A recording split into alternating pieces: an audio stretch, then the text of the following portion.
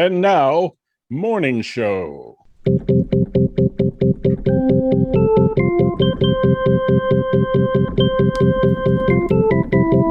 Morning Show is a morning radio program in Columbus, Ohio. Its former producer is Shelly Meyers, who left to take a job in the federal government. I am happy in my new position. Host Pat Schock is ready to sell out hard-hitting news for access to the presidential administration. 1 second, I'm prepping for my interview. While co-host Gus Goodall is left defending the unbiased journalism he didn't want to do in the first place. How did I end up in this position? Tonight's episode, Conflict of Interest Part 2. We begin at the State House in downtown Columbus, Ohio, newly rechristened the Executive Building, where the offices of the President and many of the executive branch of the federal government are based. Hello, I'm Patrick Schock, here for an interview with Arie Barkin. ID. Here you go. Do you have an appointment? Yes, an interview. Should be on his schedule. Hey, stand back. I'm sorry, I was just... This is my tablet. You are not allowed to see this. Got it. Understood. I apologize. Patrick Schock? Yes. All right. I see you. Let me call someone to escort you. Thank you. Pat, Shelly, I didn't expect to see you here. I arranged the interview. I've been assigned your chaperone. Hi, Steve. Here's my ID. Good morning, Ms. Meyers. He's expecting you. Shelly escorts Pat through a few hallways. I didn't expect you were so comfortable here. Don't you work in the old Coast to Coast building down the street? Yeah, mostly, but I've been here a few times. Seems like more than a few. I'm getting by. I'm glad I got to see this side of you, Shelly. Thanks, Pat. I'm sorry I haven't been in touch since... It's fine. Look, we're both busy people. I didn't expect you to keep calling. We've been friends for years, well before Morning Show. I just wanted you to know there are no hard feelings about you leaving on my end. I didn't think that there were. And I forgive you for being such a dick about it. Thanks. Yeah. Now, a few things. Arie is all business. Don't bother with small talk. He won't appreciate it, and it's just a waste of time. No multi-part questions. If he gives you a short answer, that's all you're getting, so move on. But what if... No buts. His answers are his answers. I understand. And then... You're close, Pat. I mean, your interview with the press secretary went well, and I think that Arie will appreciate your style as long as you don't get too deep in the weeds. You do well today? Yes, the president is willing to talk to you. That's amazing. Thank you so much, Shelly. Just doing my job. Literally. Yeah, but you didn't have to... We're here. Everything is already set up, and when you go through the store, the timer starts. 5 minutes, that's all you're going to get. We'll send you the edited audio afterwards. I can edit it myself back at the studio. We will send you the edited audio. Ready? I guess so. Good luck. You're not coming in?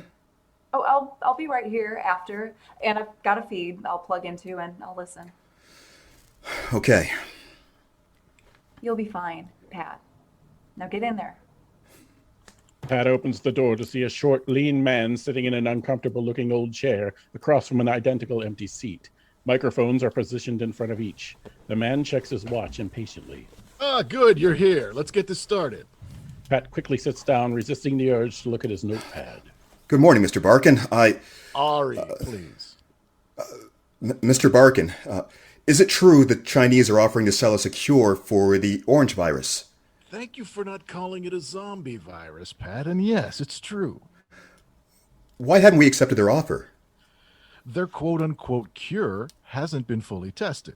We've purchased a small quantity for our scientists to examine, but until we know it's safe for the American people, we won't be ordering more. The Mexican government has already bought millions of doses, and... Good for them! They can test it on their own citizens first, and we'll see how it works. Don't you think that I think this is a serious problem, and we need to treat it seriously. Let's move on. Our own scientists have not made much progress on a vaccine. Why do you think that is? Half this country is suffering greatly. We've lost entire states of people. Add to that the protests and unrest. We inherited quite the mess. Much of that unrest started after President Anderson took office. But the crisis started before. Don't tell me you blame us for what the other guy did. Of course not.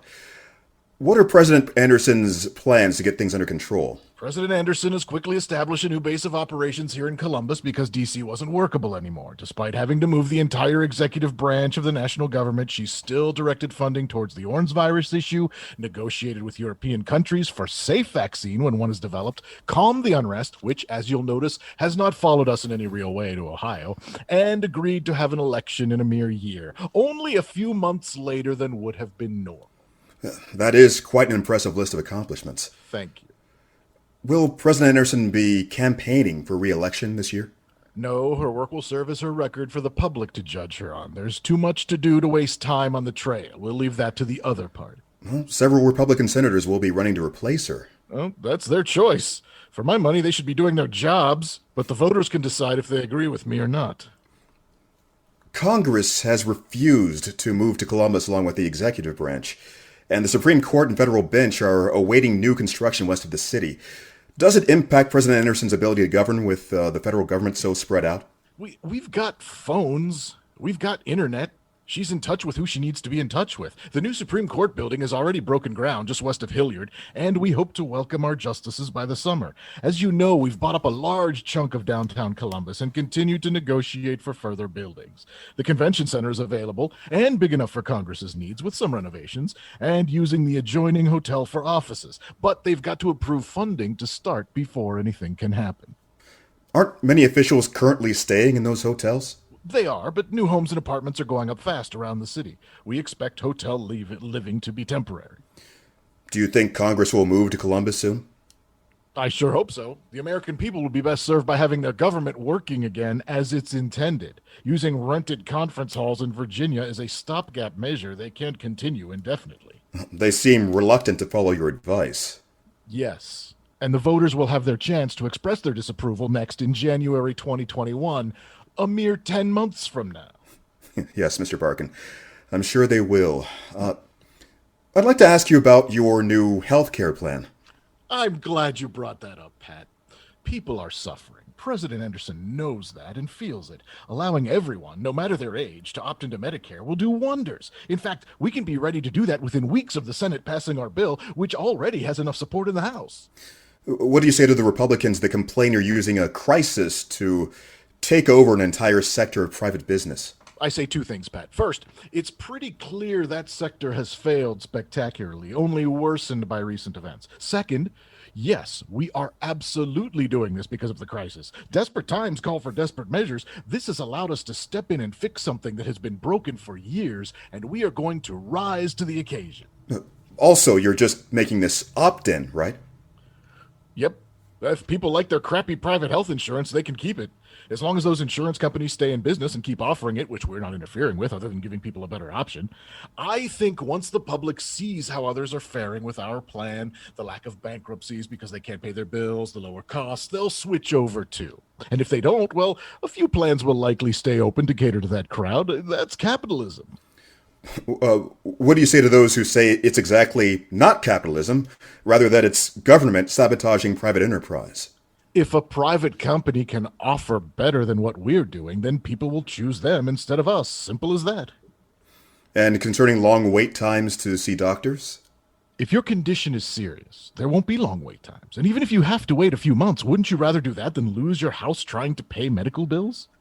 Look, we've got a plan that 90% of healthcare providers say they'll accept. Let's try it.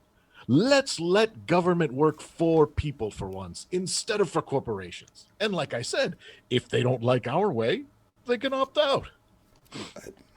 I know your time is valuable, so I have just one last question, Mr. Barkin. OH? I.O., Pat. Thank you for your time. Arie Barkin is up and out of his chair before Pat can take another breath. A little dazed, Shelly meets him at the door. OH? Really, Pat? It doesn't hurt to butter up the locals. Yeah, I guess that was a good use of small talk, though I don't know if that part will still be in there when you get your audio back. We may not want to taint a serious interview with a sports cheer. Other than that? You did good. The questions didn't seem like softballs, but you let him reiterate some talking points we've been trying to get out. I think it may even get picked up by a few national stations. National stations are paying attention to WUBD? I don't know, but I'll send it to a few of them. Wow. Thanks, Shelly. Don't mention it. I told you, you work with us, we work with you. This is a mutually beneficial relationship.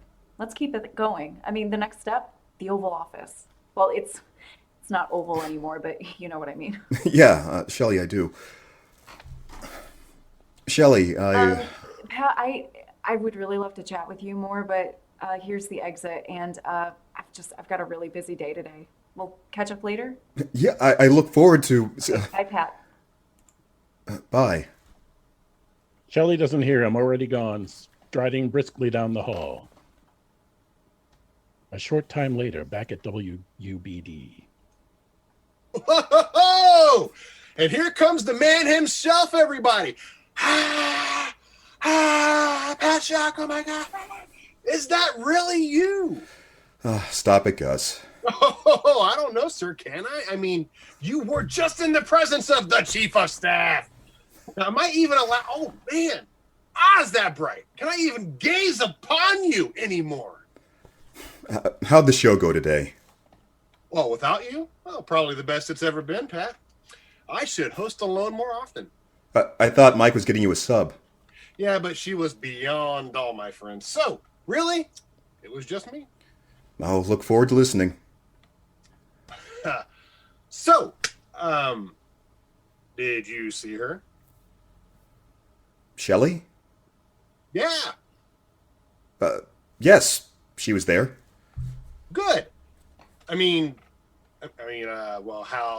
how'd she seem? You just saw her a couple of weeks ago when she was here. Yeah.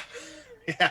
Of course. Nothing notable has changed since then, near as I could tell, except maybe she's a bit more comfortable in her job. Oh, okay, that's good. It's good. Did she ask about me?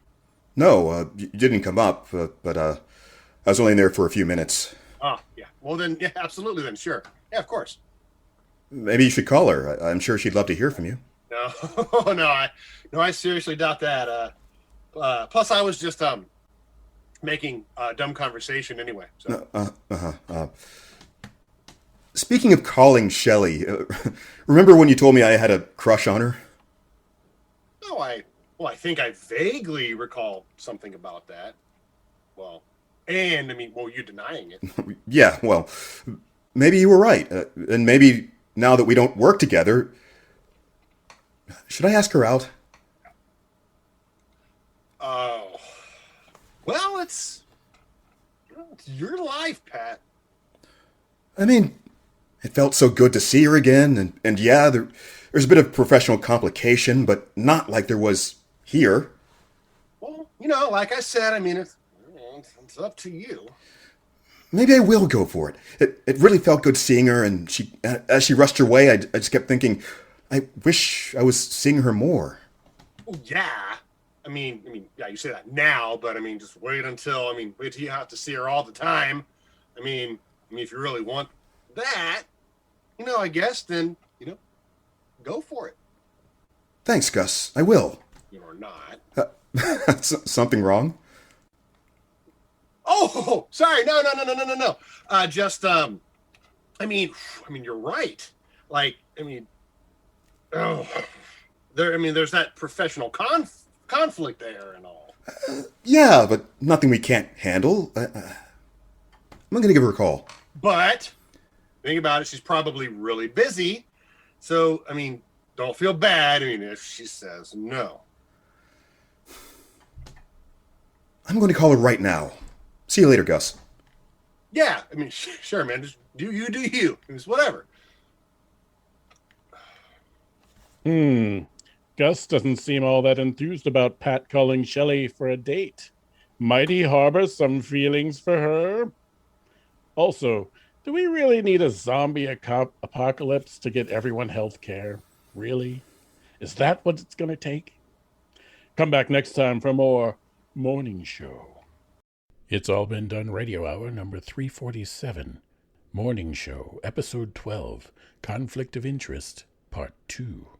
This episode was written by Jerome Wetzel and directed by Kristin Green. It starred Keith Jackson as Pat Schock, Kristin Green as Shelly Meyers, Nathan Haley as Gus Goodall, George Pete Caleodis as Arie Barkin, Josh Yohe as Security. The episode was narrated by Darren Esler, and our Foley artist is Brendan Michna. Our technical director is Shane Stefanchik. Our music director is Kristin Green. Theme songs are composed by Nathan Haley with lyrics by Jerome Wetzel. This podcast was edited by Jerome Wetzel. Follow us on social media at IABD Presents. We're on Twitter, Facebook, and Instagram. And on Facebook, there's a separate It's All Been Done Radio Hour page. You can click on it and everything. It's just great. Have a great week. It's All Been Done presents. Who's got the time?